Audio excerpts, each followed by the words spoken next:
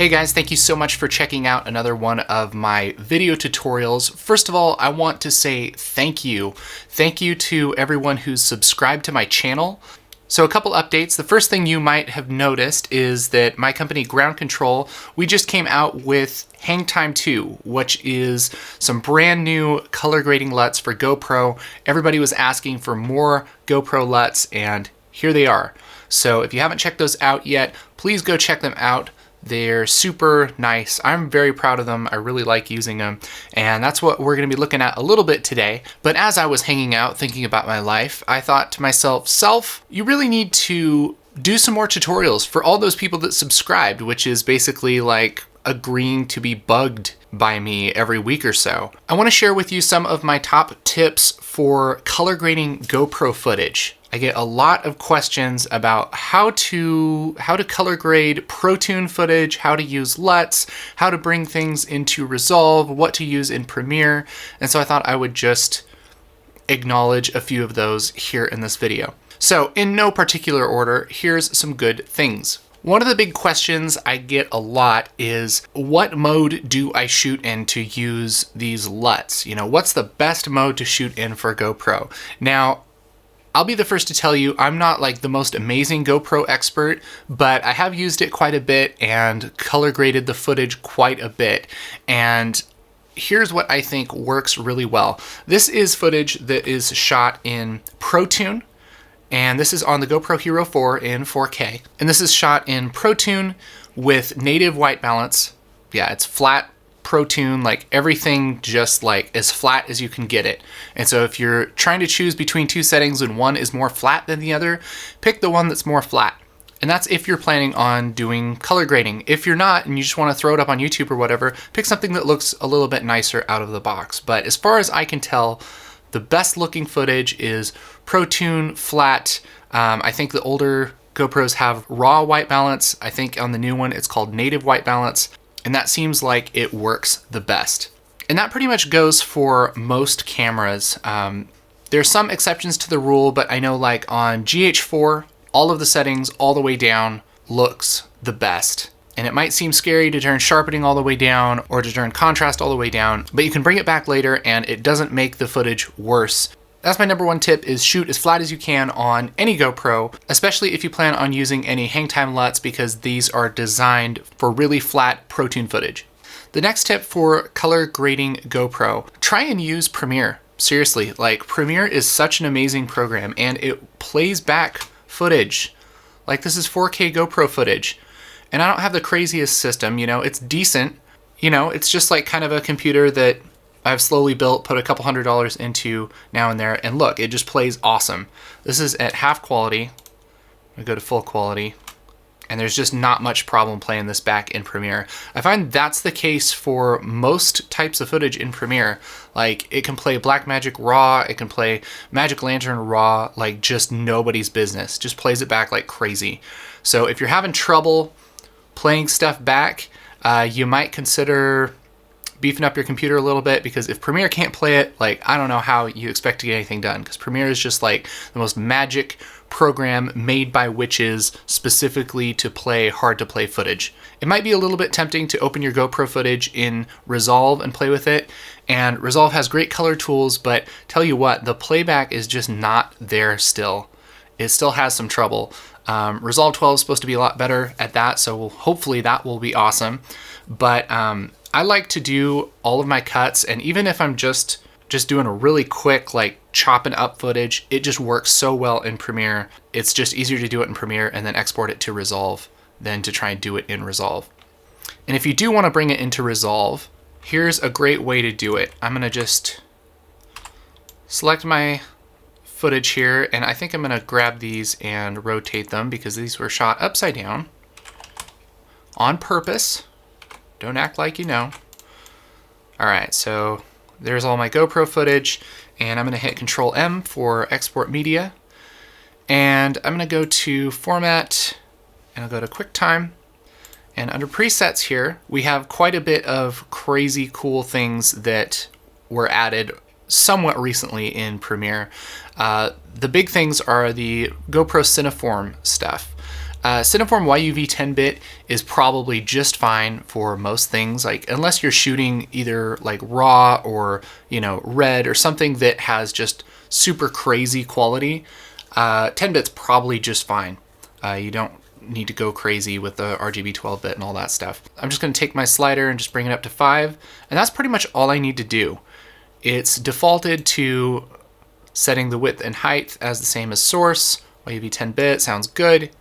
Okay, so all of that is pretty much ready to go, and I can bake this out into something that's a little bit more playable in Resolve.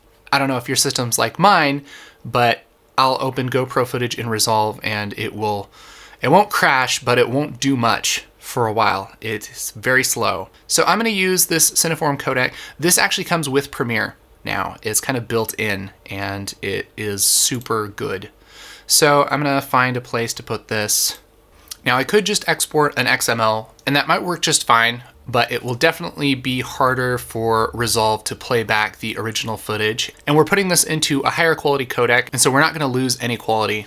It's not necessarily going to make it better or, you know, grade better or anything like that. That's kind of a myth, but it will make it a little easier to play back and it definitely won't be worse.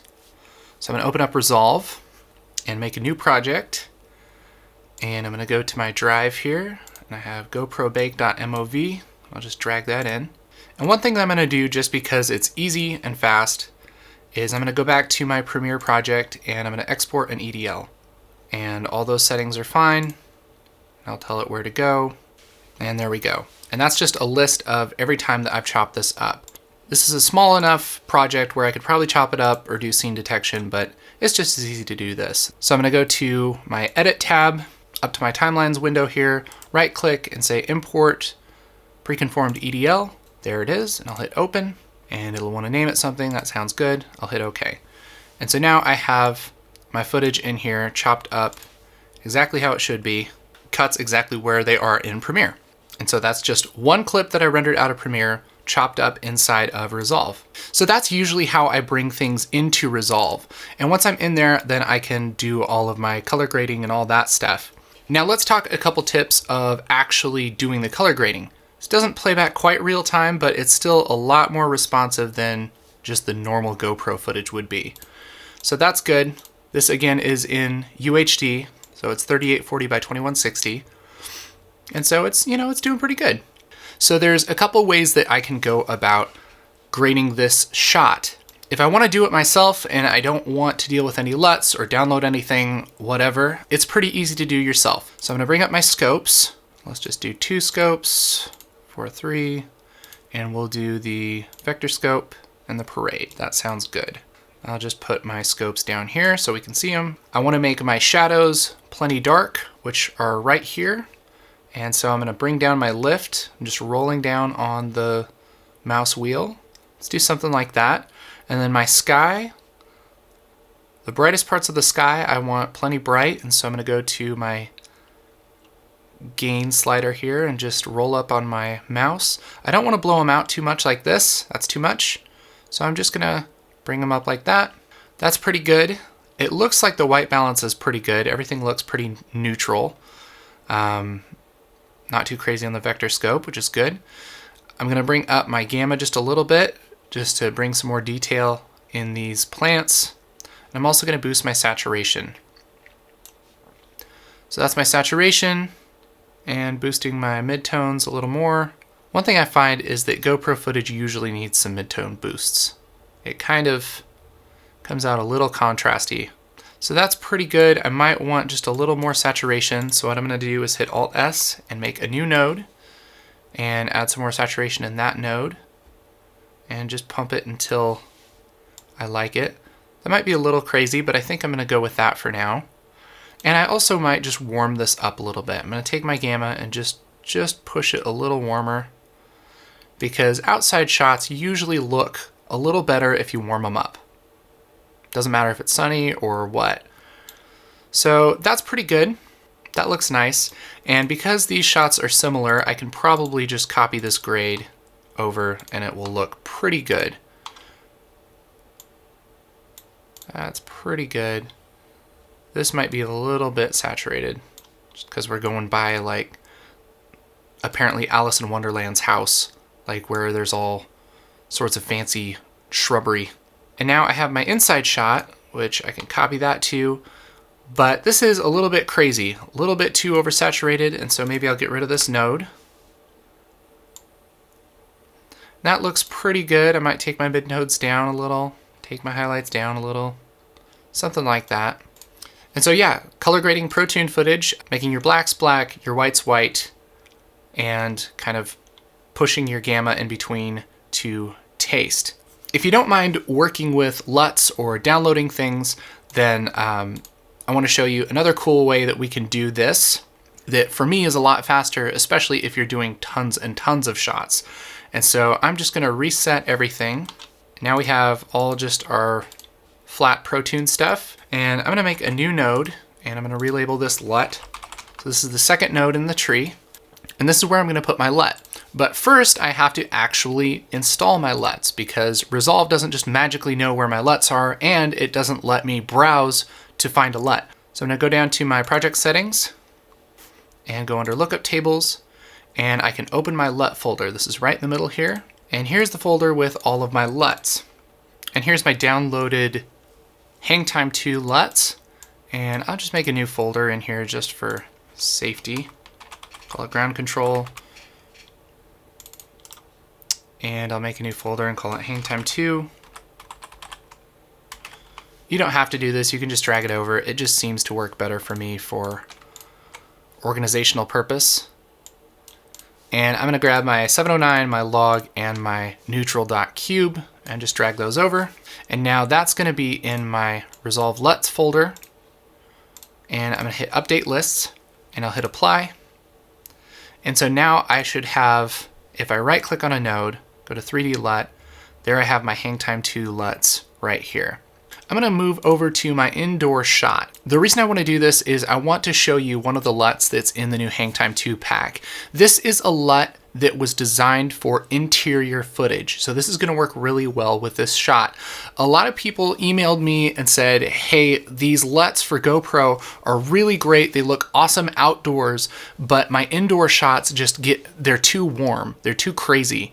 And I have to do a lot of work to actually counteract what the LUT is doing, and so it's not really saving me a lot of time. Can you please make a LUT that's designed for interior GoPro footage, that doesn't warm up the footage, it doesn't add anything crazy to make it look nice and sunny outside, it just makes the colors look good. And so this is that LUT. I'm going to make a new node, and I'm going to label this LUT so we aren't confused. And I'm going to right click and go to 3D LUT and Hangtime 2, and boom. Looks pretty good for interior shot. It doesn't warm it up too much, doesn't mess with the footage too much. It just makes it look nice and saturated and looks like a normal shot. And so now we have a nice looking shot, and all I did was throw a LUT on it. The only thing I might do is maybe just go to my first node here and maybe just pump my shadows just a little. Bring down my mids just a little to counteract that. And there we have a pretty darn good looking shot, like zero work. Now for exterior shots, if we were to put this LUT on top of it, it would look okay, but it definitely doesn't look amazing, right? That's because this is a neutral LUT and it's designed for interior footage. Makes this look great, outside not so great. So I want to use a LUT that's designed for outside shots. So here's what I'm going to do. I'm going to open my LUT folder again, go to ground control, and I'm going to import my original Hangtime LUTs. And there they are. And I'm going to hit Update Lists, Apply, and I'm going to make a new node and go to 3D LUT, go down to Hangtime, and I'll go to GC ProTune to 709. And there, that looks a little better. It's still definitely a little bit dark. So I'm going to go to my first node and pump up my gain a little bit and my saturation just a little bit, maybe my mids. And there it's looking pretty good. And I'm going to make a new version and just show you the difference. So here's the neutral LUT, and here's the original ProTune to 709 LUT. So it works a lot better for outside shots, and I can just, again, copy this over and have some good grades. So yeah, I know this was a little bit longer of a video, but there's some nice GoPro grading tips. It's kind of the way that I approach shots. So hope you guys liked it. If you do like this video, make sure to let me know by hitting like.